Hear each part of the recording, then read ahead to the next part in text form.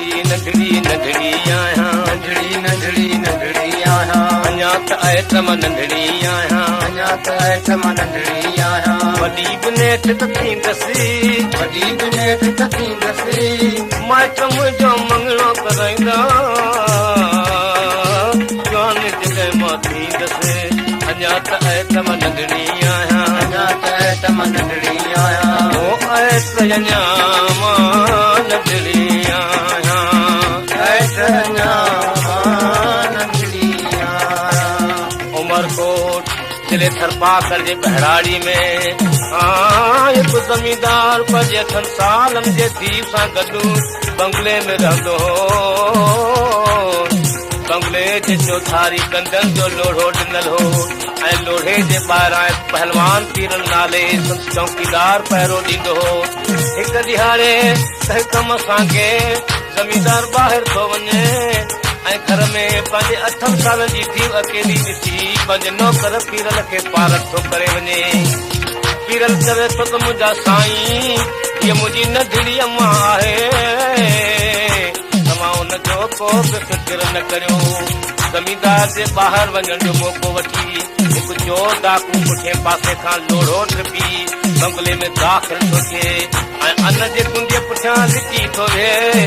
8 सालनि जी छोकिरी जे हिकु ॼारे मां बत्ती खणी ॿिए ॼारे में रखी राति जो सुम्हण जी कोशिश कई त सोझरे ते वञी चोर ते नज़र पियसि ऐं खिड़क भरे ॾकी वई, पर दिलि न लथाई।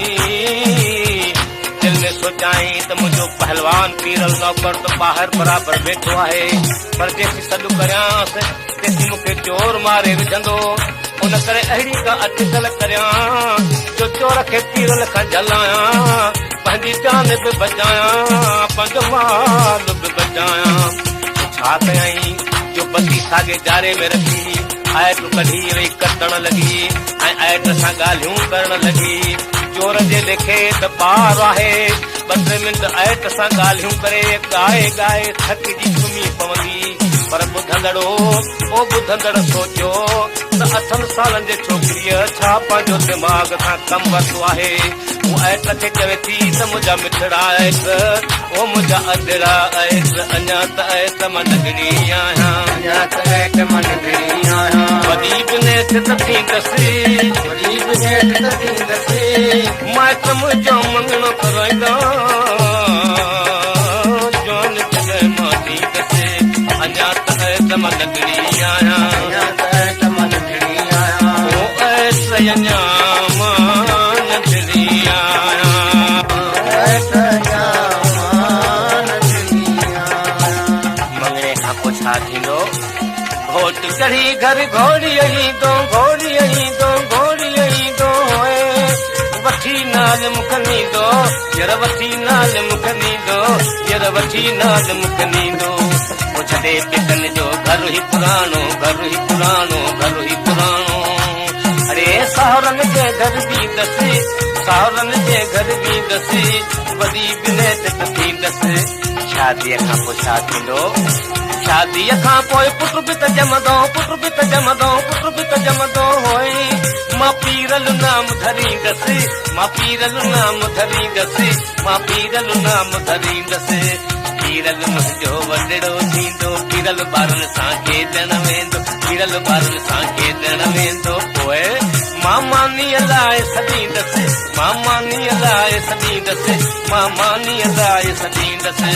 नथो अच पीरल चवंदो होए, छो त रांदि में रीधल हूंदो, मुंहिंजो रांदि में रीधल हूंदो, मुंहिंजो रांदि में रीधल हूंदो।